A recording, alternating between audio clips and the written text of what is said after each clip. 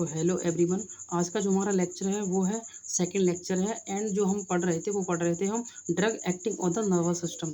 जो ड्रग्स थी वो हम कैसे एक्ट करती है नर्वस सिस्टम पे वो पढ़ रहे थे। ठीक है, तो देखो आज का हमारा जो सेकंड लेक्चर है इसमें हम जो पढ़ेंगे उससे पहले ना हम जो प्रीवियस पढ़ा था हमने क्लास में उसको एक बार है ना उसका ओवरव्यू ले लेते हैं, जिससे कि ये क्लास है आपको कंटिन्यू समझ में आ जाएगी। ठीक है, तो देखो जो हम प्रीवियस में पढ़ा था,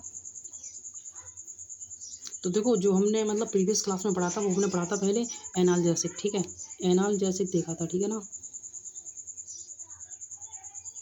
एनाल्जेसिक देखा था, है ना। फिर उसके बाद जो हमने इसके क्लासिफिकेशन देखे थे, ठीक है ना, जिसके क्लासिफिकेशन थे हमारे जो एनसेड था, है ना, ओपोइड्स था, एडजुवेंट था, ठीक है ना।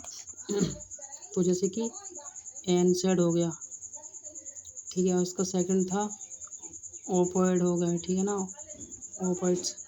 ओके, अब जो नेक्स्ट था वो था अपना एडजुवेंट। ठीक है, हमने ये डिस्कस किया था। ओके, अब देखो इसके बाद है ना मतलब जो इसका फर्स्ट था जो फर्स्ट था इसका एनसेड, हम उसके बारे में पढ़ रहे थे, जिसका जो क्लासिफिकेशन है इसका जो इसमें हम पढ़ रहे थे। तो इसमें हमने देखा था पहला नॉन सेलेक्टिव कॉक्स इनहिबिटर देखा था। ठीक है, अब जैसे कि इसमें फर्स्ट देखा था हमने नॉन सेलेक्टिव देखा था पहले कॉक्स इनहिबिटर। ठीक है, उसके बाद जो इसका सेकंड देखा था प्रेफरेंशियल देखा था, ठीक है ना। उसके बाद देखा था हमने सिलेक्टिव देखा था। ठीक है, उसके बाद हमने देखा था जो एनाल्जेसिक एंटीपायरेटिक वाला देखा था, ठीक है ना, जो विपुअर था। ठीक है, तो ये था कि analgesic antipyretic with poor inflammatory action. ठीक है, मीन्स देखो हमने ये जो नॉन सिलेक्टिव था ये कर लिया, प्रेफरेंशियल वाला कर लिया था। ठीक है, अब इसके बाद जो हमारा आता है वो आता है अपना सिलेक्टिव, और उसके बाद आता है एनाल्जेसिक। ठीक है, तो जो एनसेड का जो मतलब क्लासिफिकेशन है इसमें जो टाइप्स हैं जो है हमारे, पहला है नॉन सिलेक्टिव कॉक्स इनहिबिटर, ये वाला हमने कर लिया। इसमें मतलब एग्जांपल भी हमने लिए थे, जैसे कि एस्पिरिन है इसमें, और जो मतलब प्रेफरेंशियल है निमेसुलाइड किया था। ठीक है, उसके बाद आता है अपना जो है अब सिलेक्टिव कॉक्स इनहिबिटर है, इसको हम पढ़ेंगे। ठीक है, तो देखो इसको हम जो पढ़ेंगे अब देखो स्टार्ट करते हैं। ठीक है ना, जो अपना थर्ड है, ठीक है, ये फर्स्ट था, सेकंड था, ये है थर्ड। ठीक है, सिलेक्टिव कॉक्स इनहिबिटर। तो देखो अब हम बात करेंगे जो सिलेक्टिव कॉक्स इनहिबिटर है। ठीक है, अब देखो इसमें वैसे ड्रग्स तो काफ़ी थी, मैंने ना मतलब यहाँ पे सिर्फ एक ही ड्रग्स का नाम लिया है। और जैसे कि अगर मैं मतलब इसमें बात करूँगा ना, जैसे कि जो सेलिकॉक्सिब हो गई है ना, और एटोरिकॉक्सिब होती है, ठीक है, एक, और एक होती है पेरिकॉक्सिब रहती है। लेकिन यहाँ पे हम सिर्फ एक ड्रग्स का क्लासिफिकेशन पढ़ेंगे, है ना, क्योंकि देखो सिर्फ नाम पता होना चाहिए उसके बारे में कि क्या कर रही है ड्रग्स, बस इतना पता होना चाहिए ना, और बाकी नहीं। अब देखो यहाँ पे जो फर्स्ट अपनी ड्रग है वो है सेलिकॉक्सिब। ठीक है, अब सेलिकॉक्सिब में है this drug specially targeted on the COX. देखो जो ड्रग है ये स्पेशली टारगेटेड करती है किसको, कॉक्स को। ठीक है, और that enzyme responsible for the production करेगी, जो मतलब जो एंजाइम है ये कॉक्स जो ये एंजाइम है, ठीक है, और ये रेस्पॉन्सिबल होता है प्रोडक्शन के लिए of the prostaglandin during inflammation. ये इसको स्पेशली टारगेट करेगी, कौन करेगी, सेलिकॉक्सिब। ठीक है, तो इस जो डेफिनेशन है ये मतलब, तो इसके बारे में ये दे रखा है कि जो ये सेलिकॉक्सिब ड्रग है ये क्या करेगी, स्पेशली टारगेट करेगी किसको, कॉक्स को। ठीक है, कॉक्स क्या है, कॉक्स एक एंजाइम है जो रिस्पॉन्सिबल है प्रोडक्शन ऑफ द प्रोस्टाग्लैंडिन, जो प्रोडक्शन करेगा प्रोस्टाग्लैंडिन का ड्यूरिंग इन्फ्लामेशन पेन वगैरह। ठीक है, देखो जब हम जो कॉक्स एंजाइम है अगर हम इसको है ना इनहिबिट कर देंगे तो ये जो इन्फ्लामेशन हो रहा है यहाँ तो ये कम हो जाएगा। ठीक है ना, ये चीज़ें रहती हैं। और देखो इसके बाद नेक्स्ट पॉइंट है इसमें it is an NSAID used to treat pain और इन्फ्लामेशन। ठीक है, अब देखो मैं ना आपको यहाँ पे एक चीज़ बताता हूँ कि देखो होता क्या है कि आप यहाँ से इंडिकेशन भी देख सकते हो, कैसे कि देखो यहाँ पे क्या लिख रखा है कि ट्रीट करते हैं पेन और इन्फ्लामेशन को, तो आप है ना यहाँ से इंडिकेशन ये भी कर सकते हो कि कि जो ड्रग है सेलिकॉक्सिब, हम इसको किस किस में दे सकते हैं ना। तो जैसे कि पेन वगैरह हो रहा है, किसी को एक्यूट पेन है, या फिर किसी को इन्फ्लामेशन है। इन्फ्लामेशन मतलब रेसेस वगैरह है, किसी के स्वेलिंग मतलब जैसे कि मतलब स्किन पे है ना रेसेस वगैरह पड़ जाते हैं, तो उसकी वजह से है ना, तो उस टाइम हम सेलिकॉक्सिब ड्रग दे सकते हैं, ठीक है, ऐसे है ना। तो आपको जो इंडिकेशन है वो डेफिनेशन इंट्रोडक्शन में मिल जाएगा, है ना। तो अगर कभी याद नहीं आता है तो आप उसमें देख कर लिख सकते हो, है ना। तो ये चीज़ें रहती हैं। अब देखो, अब जैसे कि उसके बाद आता है अपना जो है मैकेनिज्म ऑफ एक्शन, ठीक है। अब देखो मैकेनिज्म ऑफ एक्शन है, अब देखो जो मैकेनिज्म ऑफ एक्शन रहेगी, ये तो देखो कैसे रहेगी कि जो सेलिकॉक्सिब है ना ड्रग है, वो क्या करेगी, डायरेक्टली एक्ट करेगी, किस पे करेगी, कॉक्स पे। कॉक्स क्या जब ड्रग पे एक्ट करेगी तो क्या होगा, जो प्रोस्टाग्लैंडिन है उसका प्रोडक्शन कम होगा, रिड्यूस होगा, है ना। रिड्यूस होगा तो उसकी वजह से क्या होगा, पेन और इन्फ्लामेशन कम होगा, ठीक है। तो ये चीज़ रहती है। देखो हमने इसके इंट्रो में जो डेफिनेशन थी उसमें भी पढ़ा था कि ये मोस्टली जो वर्क कर रही थी वो वर्क कर रही थी प्रोस्टाग्लैंडिन को प्रोडक्शन, है ना, रिस्पॉन्सिबल था उसके लिए। तो यहाँ पे जो कॉक्स 2 का वर्क चल रहा है, ठीक है ना, मतलब कॉक्स 2, एक था इसमें कॉक्स 1 हमने पढ़ा था, और एक पढ़ा था हमने कॉक्स 2, जिसको मैंने समझाया था कि कॉक्स होता क्या है ना, तो उसके बारे में बताया था। थर्मोक्सिनेज होता है एक तो, है ना, ऐसे कुछ करके, और दूसरा रहता है प्रोस्टाग्लैंडिन। कॉक्स 1 कॉक्स 2 रहते हैं, तो यहाँ पे जो इनिवेशन हो रहा है वो कॉक्स 2 का हो रहा है, ठीक है, ये चीज़ दे रखी है। अब इसके बाद हम बात करते हैं जो अपनी है इंडिकेशन, ठीक है।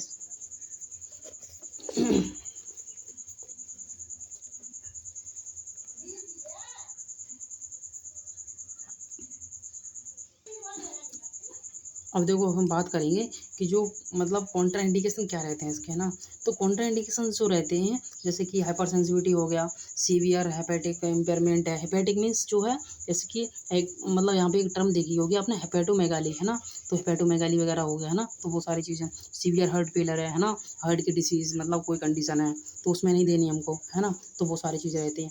अब इसके बाद हम आते हैं जो रोल ऑफ नर्स हैं। रोल ऑफ नर्स जो मतलब नर्स की रिस्पॉन्सिबिलिटी है, वो सारी चीज़ें। देखो पहले तो यहाँ पे जो फर्स्ट पॉइंट है वो है administer drug with the food, मतलब जो ड्रग है या तो खाने मतलब खाना के साथ देनी है, या फिर आफ्टर मील खाने खाने के बाद देनी है, ठीक है, अकॉर्डिंग टू प्रिस्क्रिप्शन जैसे बताई गई है, ठीक है। और नेक्स्ट अपना पॉइंट है provide further comfort measures to reduce pain, जो है मतलब कि हमें प्रोवाइड करना है पेशेंट को कंफर्ट, जैसे कि पोजीशन देना, है ना, राइट पोजीशन हो रहा है, तो वो सारी चीज़ें रहती हैं। राइट पोजीशन, या फिर इन्वायरमेंट कंट्रोल रखना, है ना, और जैसे कि रिड्यूस द इन्फ्लामेशन को रिड्यूस करना, है ना, वो सारी चीज़ें रहती हैं। नेक्स्ट पॉइंट रहता है अपना यहाँ पे कि take only the prescription dose. देखो यहाँ पे होता क्या है कि जो डोज है ना, डोज यहाँ पे सिर्फ वही पे जो वही देनी है हमको डोज, या फिर हम वही डोज एडमिनिस्टर करनी है पेशेंट को जो हमें प्रेस्क्राइब की गई है कि आपको इतनी करनी है। एंड डॉक्यूमेंट भी करना है, उसको डॉक्यूमेंटेड करना है, लिखना है चार्ट पे, है ना, कि हमने कि मतलब कौन सी ड्रग एडमिनिस्टर किया है ना। तो इसमें ही नर्सिंग रोल में काफ़ी चीज़ आ जाती हैं। जैसे मैं यहाँ पे सिर्फ इंपॉर्टेंट पॉइंट्स लेके आऊँ और कुछ नहीं ज़्यादातर लेके आऊँ। अभी आप चाहो तो बहुत सारे ये पॉइंट लिख सकते हो उसमें कि चेक द वाइटल साइंस, है ना, और चेक द पेशेंट कंडीशन, बहुत सारे रहते हैं। और जैसे कि असेस द मतलब पेशेंट की जो कंडीशन है, या फिर कहीं कोई एरिया है वहाँ पे स्वेलिंग इन्फ्लामेशन है वो असेस करना है ना, बहुत सारी चीज़ें रहती हैं यहाँ पे। तो जैसे कि अब नेक्स्ट पॉइंट है इसमें instruct patient to weight gain, जो पेशेंट है उसको इंस्ट्रक्ट करना है कि कहीं उसका वजन कम तो नहीं हो रहा है ना, या फिर कहीं स्वेलिंग तो नहीं है, या फिर हाथ वगैरह में, है ना, या फिर एंकल पे, है ना, एरिया पे, तो वो सारी चीज़ें हैं। या फिर पेशेंट का जो चेंज हो रहा है, चेंजेस इन विज़न, है ना, तो वो भी देखना है ना। उसके बाद क्या करना है, एजुकेट करना है पेशेंट को, ठीक है। पेशेंट को एजुकेट क्या करना है कि जो उसके जो साइड इफ़ेक्ट क्या क्या हो सकते हैं, है ना, जो दवाई से, है ना, जो दवा है उसकी वजह से क्या क्या साइड इफ़ेक्ट हो रहे हैं, आपको घबराना नहीं है ना, अगर ये दिक्कत होती है आपको घबराना नहीं है बिल्कुल भी, है ना, वो सारी चीज़ें हम इंस्ट्रक्ट कर देते हैं उसको पहले से ही, क्योंकि फिर पेशेंट है ना कोई दिक्कत नहीं होगी, वो बोलेगा हाँ शायद उसकी वजह से हो रहा है ना, तो पहले उसको बता देते हैं पेशेंट को कि ये दिक्कत हो सकती है आपको, ये साइड इफ़ेक्ट हो सकते हैं आपको, है ना। अब देखो जो हमारा इसमें जो 4 टाइप है या 4 क्लासिफिकेशन है अपना, वो है अपना analgesic with analgesic antibiotic with the poor inflammatory actions, जो कैसी एक्शन होती हैं, और जो एंटीबायोटिक की, ठीक है, तो वो हम सारी चीज़ें इसमें देखते हैं। देखो इसमें ना जो हमने काफ़ी मतलब ड्रग लिख रखी हैं एग्जाम्पल में, जैसे पैरासीटामोल है, नेफोफाम है ना, वो सारी ड्रग्स लिख रखी हैं, लेकिन देखो हम जहाँ बात करेंगे यहाँ पे वो करेंगे हम पैरासीटामोल की, ठीक है, एग्जाम्पल से ही उठाएगी ये ड्रग्स को, है ना। तो देखो यहाँ पे लिखा है that is also known as acetaminophen, है ना, जो है इसको हम क्या कहते हैं, इसका दूसरा नाम है एसिटामिनोफेन, ठीक है। That is commonly drug use as a pain reliever, है ना। मतलब इसको यूज़ करते हैं पेन रिलीवर के रूप में, है ना, मतलब कि दर्द के रूप में, जो दर्द वगैरह हो रहा है उसके लिए। एंड फीवर रिड्यूसर्स, मतलब जो फीवर है उसको कम करेगा, ठीक है ना, है ना। रिड्यूसर की बात हो रही है, ठीक है। यहाँ पे जो है जैसे कि हमने बोला ये कॉमन ड्रग्स है ना, पेन रिलीवर है एंड उसके बाद फीवर रिड्यूसर है, ठीक है। अगर मैं इसकी मैकेनिज्म ऑफ एक्शन की बात करता हूँ, ठीक है, मैकेनिज्म ऑफ एक्शन जो है, अब देखो इसमें मैकेनिज्म ऑफ एक्शन जो फर्स्ट वाला है इसमें, जो पैरासीटामोल है provides pain relief by reducing the production of the prostaglandin in the brain. देखो यहाँ पे बोल कर रहा है कि जो पैरासीटामोल है प्रोवाइड करता है, ठीक है, क्या प्रोवाइड करेगा, पेन रिलीफ। जो पैरासीटामोल है प्रोवाइड करेगा, क्या प्रोवाइड करेगा, पेन रिलीफ। जो पेन हो रहा है ना उसको रिलीफ करेगा, बाई किसके द्वारा, रिड्यूस करेगा प्रोडक्शन ऑफ द प्रोस्टाग्लैंडिन। जो रिड्यूस करेगा किसको, जो प्रोडक्शन हो रहा है प्रोस्टाग्लैंडिन का, है ना, इन द ब्रेन से, उसको करेगा पहले रिड्यूस, ठीक है ना। तो ये चीज़ है यहाँ पे, जो क्या करेगा, COX-2 है ना, COX-2 है, उसको रिड्यूस करेगा, ठीक है ना। आई होप समझ पा रहे होंगे आप मैकेनिज्म ऑफ एक्शन को, ठीक है। अब देखो मतलब जो है अपनी सेकंड इसकी जो मैकेनिज्म ऑफ एक्शन है वो होती क्या है कि जो मैंने लिख रखा है कि paracetamol also reduce fever bye acting on the hypothalamus, the part of the brain that regulate body temperature, ठीक है। देखो यहाँ पे जो लिखा है मेरा, पैरासीटामोल है आल्सो रिड्यूस करती है फीवर को, है ना। ये तो मैंने मतलब डेफिनेशन में देखा, मैकेनिज्म ऑफ एक्शन में भी देखा फर्स्ट वाली में, क्योंकि फीवर को और पेन को, है ना, करती है। इसमें पेन मतलब पेन के अकॉर्डिंग बताया मैंने, एंड इसमें देखो फीवर के, ठीक है ना। तो फीवर को रिड्यूस करेगी by the acting on the hypothalamus, hypothalamus पे एक्ट करेगी और उसको रिड्यूस करेगी, किसको, फीवर को, टेम्परेचर को, है ना। क्योंकि फीवर को रिड्यूस कैसे होगा फीवर, क्योंकि जब टेम्परेचर कम होगा, है ना, तभी तो होगा। अब देखो इसमें लिखा है the part of the brain that regulate body temperature. जो ये पार्ट है हाइपोथैलेमस, क्या है, एक पार्ट है ब्रेन का, है ना, और क्या रेगुलेट करता है, बॉडी टेम्परेचर को, ठीक है। तो ये चीज़ है इसमें। अब देखो हम बात करेंगे डोज की और रूट की, है ना। देखो डोज इसकी, देखो लगभग सभी लोग जानते होंगे इसको, कोई मतलब देखो क्या होता है 650 mg में भी होती है ना। तो देखो मोस्टली हमें यहाँ पे सिर्फ ज़्यादा मत उस चीज़ को देखो तुम, ये लोग हर कोई जानता है इसके। देखो मोस्टली जो है सभी लोग पैरासीटामोल को मोल के नाम से सभी परिचित होंगे, डोलो, पैरासीटामोल, है ना, कॉम्बिफ्लेन, ये सारी चीज़ें, है ना, सभी परिचित हैं इस चीज़ से आराम से। यहाँ पे अगर ये एग्जाम अगर आता भी है ना तो आप इसको अच्छे से लिख सकते हो। इसकी डोज है मतलब आप लिख सकते हो कि जैसे कि 500 से लेके 650 लिख सकते हो, जैसे कि। और इसका जो रूट रहता है वो ओरल भी दे सकते हैं, है ना, आईवी भी दे सकते हैं। आईवी देखा होगा तुमने, जब किसी पेशेंट को फीवर ज़्यादा तेज़ है ना तो उस टाइम पे उसको देते हैं आईवी के थ्रू, जब देखा होगा आपने हॉस्पिटल्स में, है ना। तो देखो अब देखो उसके बाद क्या है कि रूट में क्या है कि TDS दे दो, BD दे दो, है ना, OD भी देते हैं। देखो यहाँ पे ना कंडीशंस के अकॉर्डिंग देते हैं, फीवर ज़्यादा तेज़ होता है तो TDS भी दे देते हैं, वरना फिर BD देते हैं ना। और OD कब देते हैं, OD जो होता है कोई मतलब जैसे कि कोई बोले तो टेम्पररी किसी को हेडेक वगैरह हो गया, जैसे कि नॉर्मल पेशेंट है ना, अगर उसको हेडेक होने लगता है कि भाई मेरे को हेडेक हो रहा है थोड़ा बहुत, तो वो टैबलेट ये खा सकता है ना, OD उसके लिए, है ना, उस कंडीशंस में। अब हम बात करेंगे इंडिकेशंस की इसकी, ठीक है। अब देखो अगर हम बात करते हैं इंडिकेशन की तो होता क्या है कि जो इंडिकेशन है इसके वो है कि फीवर है ना, तो उसमें दे सकते हैं। अब नेक्स्ट पॉइंट है इसमें temporary relief of mild to moderate pain. जब पेन वगैरह हो रहा है उसको, जैसे कि टेम्पररी हो रहा है ना, रिलीफ करना है उसको, तो वो चीज़ है यहाँ पे, यहाँ बोल टेम्पररी रिलीफ कर रहा है ना ऑफ माइल्ड और मॉडरेट, मतलब माइल्ड टू मॉडरेट पेन को, है ना, माइल्ड मॉडरेट जो पेन रहते हैं उसको रिलीफ देता है, ठीक है ना। वो भी क्या, टेम्पररी वाले, है ना, तो वो चीज़ रहती है। अब कॉन्ट्रा इंडिकेशन क्या रहता है इसका, हाइपर सेंसिटिविटी, है ना। देखो मोस्ट कॉमन है हाइपर सेंसिटिविटी। आप अगर आपको कोई भी चीज़ याद नहीं आती है कॉन्ट्रा इंडिकेशन तो आप इसको डायरेक्ट लिख सकते हो, ठीक है ना। तो ये चीज़ रहती है। और उसके बाद आता है इसमें नर्सिंग रिस्पॉन्सिबिलिटी, जो कि आपको मतलब खुद से करनी है ये चीज़, है ना। और इसमें मतलब जो नर्सिंग रोल हो गए या फिर नर्सिंग रेस्पॉन्सिबिलिटी हो गई, या फिर एक मतलब कुछ भी बोल सकते हैं इस चीज़ को, है ना। तो इसको आप खुद से बनाना, ठीक है, क्योंकि इसकी इतना मतलब हार्ड नहीं होगी।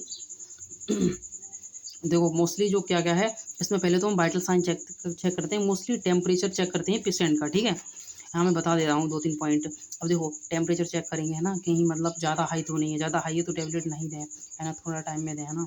टैबलेट मतलब एज के अकॉर्डिंग भी दें, है ना, एज फैक्टर देखें। और उसके बाद है कि अगर पेशेंट को ज़्यादा तेज़ है फीवर तो हमें टेम्परेचर से चेक करना है उसको, मतलब थर्मामीटर से, उसके बाद देना है ना। तो कई सारी चीज़ें रहती हैं इसमें। और मतलब इतना ही लगभग रहते हैं इसमें, ठीक है। और बाकी आप देख सकते हो कि मैंने इम्पोर्टेंट्स बताए हैं जो कि मतलब इसके अकॉर्डिंग, और वैसे तो कॉमन तो बहुत सारे रहते हैं, ठीक है ना। तो देखो यहाँ पे जो अपना है एनसेड वाला, ठीक है, तो वो कंप्लीट हुआ है। अब इसका जो नेक्स्ट स्टेप था एनाल्जेसिक का, क्लासिफिकेशन का, वो है अपना ओपिएट्स, है ना। तो उसको हम नेक्स्ट क्लास में देखेंगे, ठीक है। तो आज की क्लास को मैं यहीं एंड करूँगा, ठीक है। और बाकी आपको अगर कुछ समझ में नहीं आता है तो आप कमेंट कर सकते हो, ठीक है ना। ये नहीं है कि आप मतलब देख के छोड़ दो। अगर आपको कोई भी चीज़ समझ में नहीं आती है, कोई भी टॉपिक है इसमें, अगर या फिर कोई भी मीनिंग्स है नहीं समझ में आता है, तो आप उस चीज़ को बताएं, ठीक है। और देखो मैं ना ये खुद से ही नोट्स बनाता हूँ, काफ़ी टाइम लगता है इन चीज़ों में।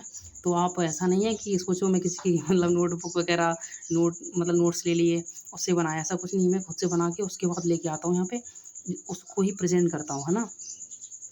और देखो नोट्स की बात है तो आप इसको, है ना, साथ के साथ बना सकते हो और बेस्ट रहेगा। मैंने मतलब जो नोट्स बनाए हुए हैं ये बहुत इसी लैंग्वेज में है ना। एंड बस ये है कि टॉपिक समझ में आना चाहिए आपको, जो जो चीज़ें हैं। ये नहीं कि मतलब बहुत सारी थ्योरी लिखा के रख दूँ यहाँ पे, तो वो चीज़ें, उससे कोई फ़ायदा नहीं है, ठीक है ना। देखो, ठीक है, ओके, थैंक यू क्लास।